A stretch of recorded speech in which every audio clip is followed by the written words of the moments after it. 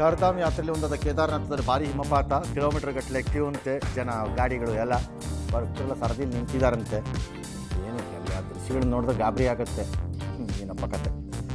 ಸರಿ, ಬೆಂಗಳೂರಿನಲ್ಲಿ ಇನ್ನೊಂದು ದರ ಏರಿಕೆ ಆಗಬಹುದು. ಆಟೋ ಗ್ಯಾಸ್ ಹೆಚ್ಚಳ ಹಿನ್ನೆಲೆಯಲ್ಲಿ ದರ ಏರಿಸ್ತಾರಂತೆ. ಜಿಲ್ಲಾಧಿಕಾರಿಗಳಿಗೆ ಅವರು ಮನವಿ ಮಾಡಿದ್ದಾರೆ. ಎಬ್ಸಿದ್ರು ಎಬ್ಬಿಸ್ಬೋದು. ನೋಡಿ, ಇದು ಆಯ್ಕೆ ನಿಮ್ಮದು. ಅವ್ರು 36 ಅಲ್ಲ 360 ರೂಪಾಯಿ ಬೇಕಾದ್ರೂ ಮಾಡ್ಕೊಳ್ಳಿ. ಬೇಕಿದ್ದವ್ರು ಹೋಗಿ, ಸಾಕಿದ್ದವ್ರು ನಿಲ್ಲಿಸ್ಬಿಡಿ ಹೋಗೋದಕ್ಕೆ. ಹುಬ್ಬಳ್ಳಿ ಧಾರವಾಡ ಮಹಾನಗರ ಪಾಲಿಕೆ ವಿಭಜಿಸಿ ಧಾರವಾಡಕ್ಕೆ ಪ್ರತ್ಯೇಕ ಪಾಲಿಕೆ ಜಟಾಪಟಿಯಾಗಿದೆಯಂತೆ. ಬೇಡ ಧಾರವಾಡಕ್ಕೆ ಪ್ರತ್ಯೇಕ ಬೇಡ, ಇದನ್ನೇ ಬೃಹತ್ ಪಾಲಿಕೆ ಮಾಡಿಬಿಡಿ ಅಂತ ನಾವು ಮಾಡ್ಕೊಂಡಿದ್ದಾರೆ. That is not possible. ಹಂಗೆ ಮಾಡೋಕ್ಕೆ ಬರಲ್ಲ. ಬೆಂಗಳೂರಿಗೆ 5 ಮಾಡ್ಕೊಂಡವರು ಧಾರವಾಡಕ್ಕೆ ಬೇಡ ಅಂತ ಹೆಂಗೆ ಹೇಳ್ತೀರಿ? ನೀವು ಬೆಂಗಳೂರಿಗೆ 5 ಮಾಡಿಲ್ವಾ?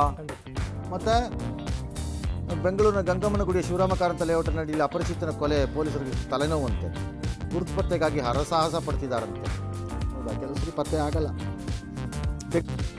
ಇನ್ನು ಹಾಸನದ ಸಕಲೇಶ್ಪುರದ ದಬ್ಬಳ್ಳಿ ಕಟ್ಟೆ ಮೀಸಲಾರಣೆ ಪ್ರದೇಶ ನಿರ್ಮಾಣವಾಗಿ ಅಂಬಾರಿ ಆನೆ ಅರ್ಜುನನ ಪ್ರತಿಮೆ ಲೋಕಾರ್ಪಣೆಗೊಳಿಸಲಾಗಿದೆ.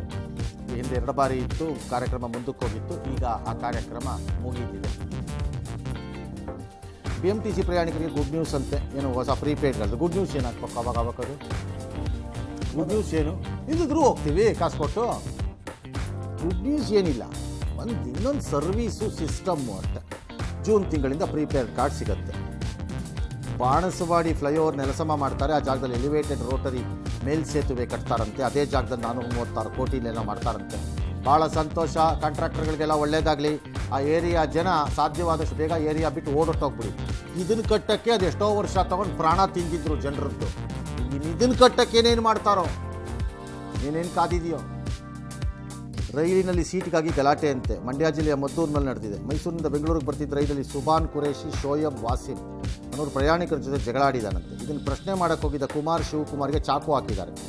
6 ಸಾರ್ವಜನಿಕರು ಆರೋಪಿಗಳನ್ನು ಹಿಡಿದು ಪೊಲೀಸರಿಗೆ ಕೊಟ್ಟಿದ್ದಾರೆ. ಯಾಕೆ ಹಿಡಿದ್ರಿ?